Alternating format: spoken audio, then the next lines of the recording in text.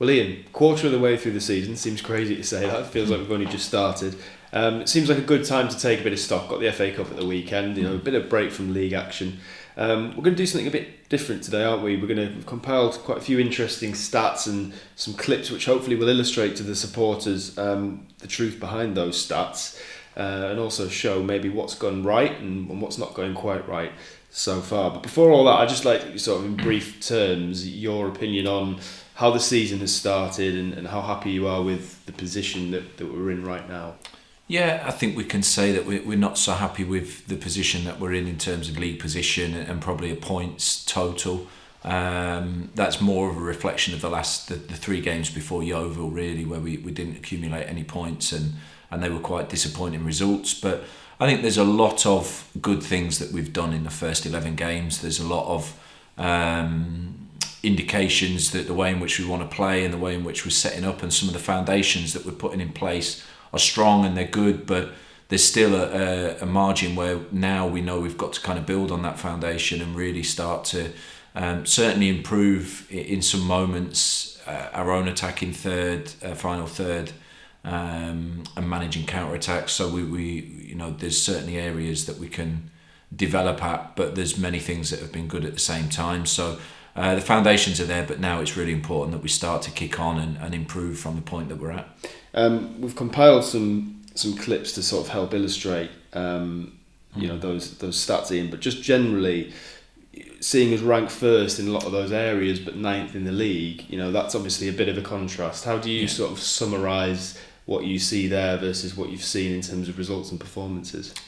I think it probably underlines that the foundations are there for what we want to do, but we're not executing everything perfectly, which is probably why we're below where we are in the league. You can see that we control games, which is often, the things that we talk about afterwards. We feel like we have good control of the games. I think a lot of our build-up play is good. We're obviously getting to the final third more than any other team in the league, and we're getting more touches in the opponent's box more than any other team, but we're not number one for shots, which probably would indicate that we need to maybe reduce the amount of passes when we get into the final third and be a bit more clinical and direct when we get into those and be a bit braver to take opportunities when they come, and maybe the quality of the chances that we create needs to be a little bit better. So I think that you can see that even though we sometimes have to build up slow, and we have to do that because we play against a lot of teams that defend low against us, so we have to be very, very patient. I think that's reflected in the possession and the passes, but it isn't affecting the amount of times we get forwards and get into the opponent's final third. I think now what we need to do is be a lot more clinical when we get to that final third, to create much better quality chances. And then, of course, the shots against, I think we have to be better either to manage the transitions and counter-attacks so that we don't give up as much territory. And then when we're in our final third, be a bit more aggressive defensively to prevent crosses, to prevent shots, so that we can become much stronger from our defensive actions point of view. You mentioned there that we come up against teams regularly who sit in and defend deep against us. That leads us nicely into the clips, because the first couple of clips that we've compiled show your philosophy quite clearly in terms of patient build-up, waiting for those openings, moving teams around, and that's resulting in success at times. So let's take a look at the first clip. This is from the opening day at Barnet. So you talk us through this. Yeah, I think this is the clip where we win a penalty from it. So it starts with a throw-in on the opposite side, and you can see Barnet at the moment, they're still, of course, with 11 men, but they have a lot of bodies in their own half. Now, this would be an opportunity where Joel gets the ball, where we could just cross the ball in. But if you look, they have numericals. They have more numbers in the box, so they've got superiority with numbers. So we utilise the midfielders to switch. Again, they have a lot of numbers. If you pause it there, Nick, you can see immediately that they have 10 players. With only one up, they have 10 players back in their final third. So if we just put the ball into the box without too much thought, they're going to have more numbers than us. So sometimes we have to wait for the right opening, and we want to move the teams around. So we keep the ball patiently to try and draw their players out of their positions and open space, because the more space that players like Ruben, Cal have to operate, it's much more successful for us. So I think this sequence is probably 20 passes, and at the moment we're being patient. But at this time, now you can see that they have 4 that they step up with, and then we want to go forwards, and then we have to go forwards in 2 passes, and then we win the penalty. So I think it's showing that we have the capability to be patient, that we want to use passes to try and draw the opposition out. But once they get drawn out, you could see with the illustration there, we want to go forwards then through the lines, and when players like the attacking players we've got get the space, we have to exploit it. So I think that's a good example of where we're using passes in front of the opposition to try to draw them out and be patient. Obviously, it's still quite a new philosophy, particularly at this level of football, and naturally there are going to be people who are cynical about that or would favour a more direct approach. I think this clip here, which we saw against Yeovil on Saturday, which led to Ruben's first goal, now you watch it back, you do realise just how sort of patient you're asking your players to be.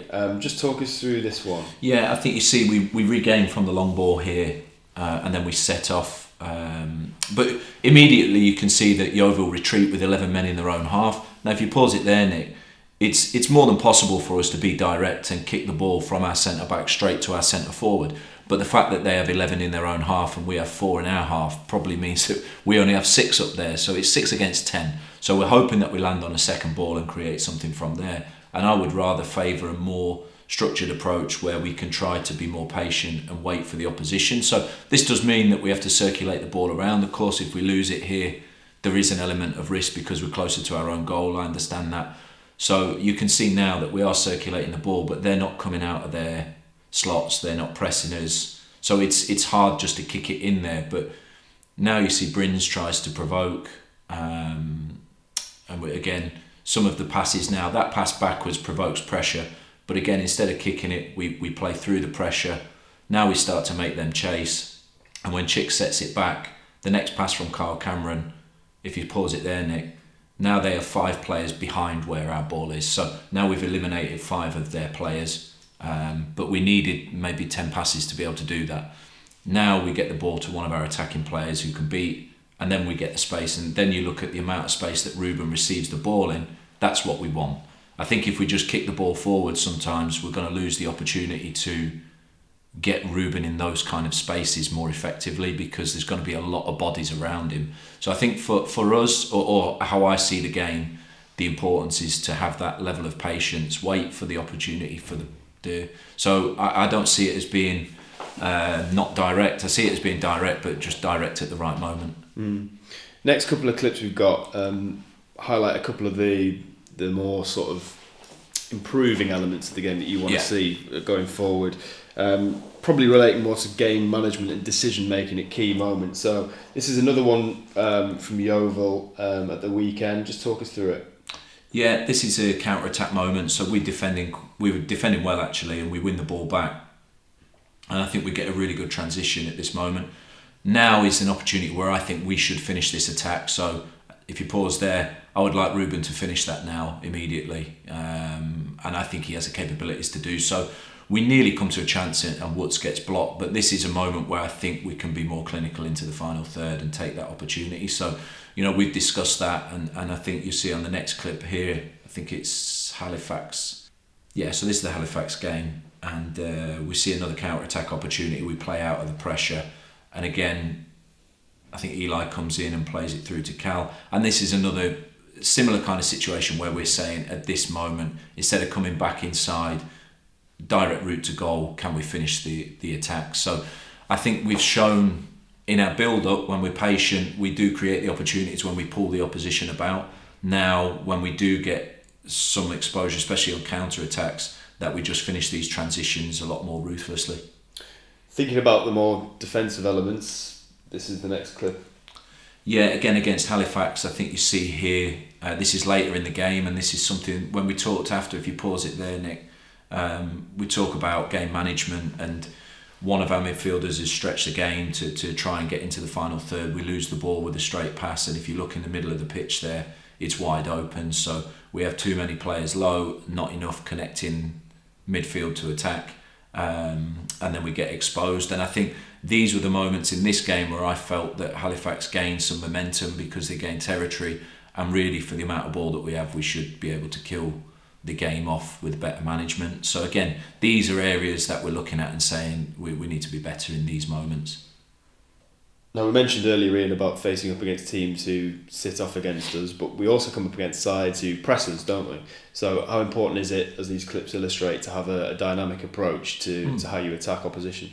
I think it's really worth us saying that when teams are sitting low, we have to be patient, and we showed that with the Oval clip, with the Barnet clip, that if we are patient and trusting what we're doing, we will open teams up. Sometimes teams press high. I think this is Wealdstone, isn't it, at home? And sometimes teams, because we want to play short from the back, teams come and press us high. Then it's really important that we have a different approach and we can get through that pressure. And again, utilise the space that's there for our attacking players. So in this clip, I think we receive it, Brins, they press high. Now they've got 4 or 5 players in our half. And you can see when they step forwards with the 4th, 5th player that we play through the lines, and then suddenly we get Ruben in space on the ball. And then the cross comes in, and again in this clip they're stepping high now, their wing back comes out, they've got 5 in our half, so then we go straight over the press into Woods, and then we need to go forwards aggressively so we can get our players, attacking players, on the ball as early as possible. Then we get Cal in a 1v1 situation, and that leads to a goal. So for me this is still build-up play, but against a high press we can just go through the pressure much quicker. And show variation that we don't need. We do need more passes when the teams sit low, but when teams come high, we can go through quicker and have variation in our attacks. And when you've got players like Richard Brindley and Adam Chickson, who are 2 very technically gifted defenders, you've got the ability to play in a more direct way, in a quality way still. It's not just aimless stuff, is it? Yeah, I think it's a bit of a misconception really if you say direct football, because some people will take that as just kicking it long, and that's not what we want. But if we're going to play direct, it means to go forwards with a purpose much quicker, and I think that kind of highlights when we can do it. So I think we've shown some variation in building up, and I think that is highlighted by the fact that the amount of final third entries that we have is high.